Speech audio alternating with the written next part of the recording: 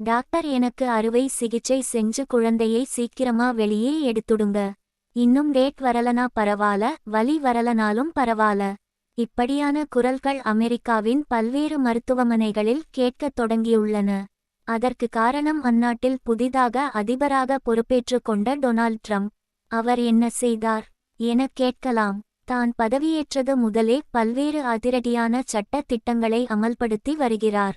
அமெரிக்க பிறப்புரிமை, அதில் ஒன்று தான் பிறப்புரிமை சார்ந்த அதிரடி சட்டம். அமெரிக்க குடிமக்களாக இருந்தால் அவர்களின் குழந்தைகள் அந்நாட்டு குடிமக்களாக அங்கீகாரம் பெறுவர். இல்லையெனில் கிரீன் கார்டு வைத்திருந்தால் அவர்களது குழந்தைகள் அமெரிக்க குடியுரிமை சான்று பெறலாம். இவர்களை தவிர புலம்பெயர்ந்தவர்கள் ஏராளம் இருக்கின்றனர். அவர்கள் அமெரிக்காவிலேயே குழந்தை பெற்றுக் கொண்டால் அமெரிக்கர்கள் என்ற பிறப்புரிமை சட்டம் அமலில் இருந்து வந்தது. ட்ரம்ப் அதிரடி. இதன் மூலம் வேலைக்காக சென்றவர்கள் அங்கேயே செட்டில் ஆகி தங்களது குழந்தைகளை அமெரிக்க குடிமக்களாக வளர்க்கும் சூழல் இருந்தது.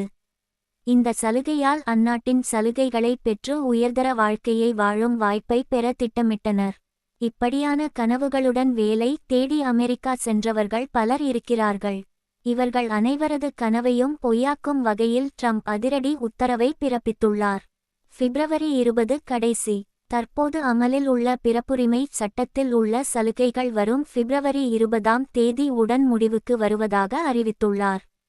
அதன் பிறகு புலம்பெயர்ந்தவர்கள் யாராவது அமெரிக்காவில் குழந்தை பெற்றுக் கொண்டால் அவர்களுக்கு அங்கு பிறப்பு சான்றிதழ் வழங்கப்படாது. அமெரிக்க குடிமகளாக வளர்க்க முடியாது. குழந்தை பெற ஆர்வம். ட்ரம்ப் பிறப்பித்த உத்தரவின் படி பார்த்தால் இன்னும் 28 நாட்கள் இருக்கின்றன. அதற்குள் குழந்தை பெற்று கொண்டால் அமெரிக்க குடியுரிமை பெற்றுவிட முடியும். இதனை கவனித்த புலம்பெயர்ந்த கர்ப்பிணிகள் பலரும் அடுத்த சில வாரங்களில் குழந்தை பெற்றுக்கொள்ள மும்முரம் காட்டி வருகின்றனர்.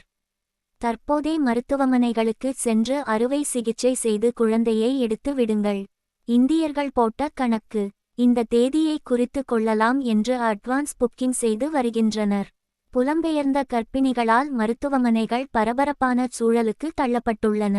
புலம்பெயர்ந்தவர்களில் குறிப்பிடத்தக்க எண்ணிக்கையில் உள்ள இந்தியர்களும் வரும் பிப்ரவரி 20 குழந்தை பெற்று கொள்ள தீவிரம் காட்டி வருகின்றனர்.